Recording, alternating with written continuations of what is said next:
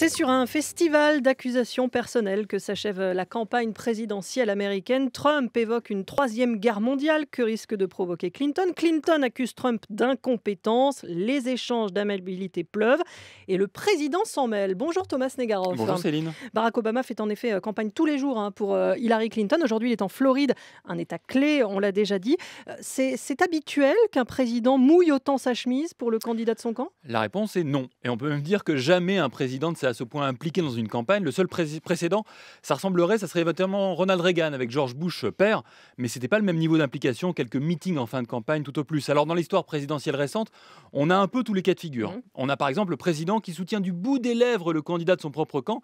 C'est par exemple Eisenhower qui, lorsque Nixon, son vice-président pendant 8 ans quand même, se lance dans la course, en 1960, Eisenhower se contente d'un laconique: la seule chose dont je suis sûr, c'est que je ne serai pas le prochain président des États-Unis. Oui. En août, après la convention, on le presse un peu, un journaliste lui demande une chose qu'aurait apporté à la présidence Nixon pendant les 2 mandats. Réponse encore plus laconique du président: si vous me donnez une semaine, je peux penser éventuellement à une idée, mais là, j'en vois aucune. Ça, c'est un peu le cas extrême. Oui, on a aussi des présidents tellement impopulaires que ce serait vraiment contre-productif de les appeler à faire campagne. On peut citer par exemple George W. Bush, qui n'était qu'à 25% d'opinion au moment de l'élection de novembre 2008. C'est beaucoup par rapport à certains. Oui, mais aux États-Unis, c'est pas beaucoup. Et évidemment, John McCain ne s'était pas pressé pour demander le soutien d'un président aussi impopulaire. Alors, c'est évidemment pas le cas de Barack Obama, qui est crédité aujourd'hui de 58% d'opinion favorable selon les derniers sondages.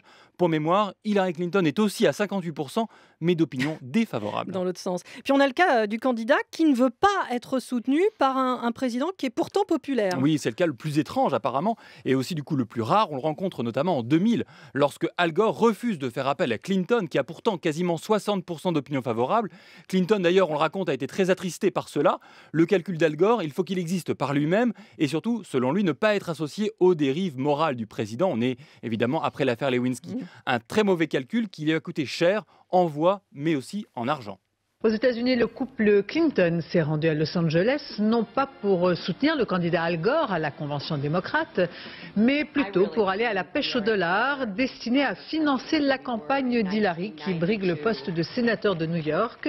Et il aura moqué beaucoup de sous. Les Clinton vont faire campagne, vont lever des fonds, mais pour Hillary Clinton, qui effectivement se lançait pour le Sénat. L'apport de Barack Obama, Hillary Clinton, elle en a voulu. Oui, et elle en a même un grand besoin. Avec cette campagne est très dure pour elle, on le rappelle régulièrement, notamment avec l'affaire des emails, l'affaire du FBI qui est relancée liée aux emails, mais aussi d'autres affaires qui ne cessent de s'accumuler sur son dos.